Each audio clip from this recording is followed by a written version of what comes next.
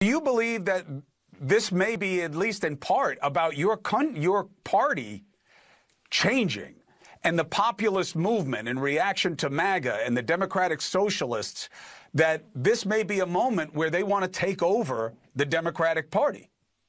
I promise you, America's future and my party's future is not socialism or kinds of outlandish far left kinds of ideas. And it's been a year ago, after we lost the election, a lot of those parts and part of those ideas pushed our party over the cliff. And that's why we're in this situation right now. That's why we're firmly in the minority. And that's why we've lost control of the White House. So some people, if you think that's a solution, that's fine, but it's going to be a competition of ideas, and we know that's not going to prevail. What's going to prevail is common sense. What's going to prevail, choosing this country over, part of the extreme in our party.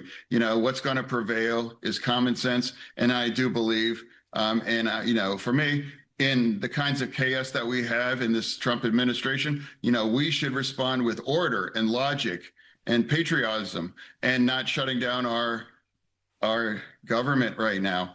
And that's where I'm at.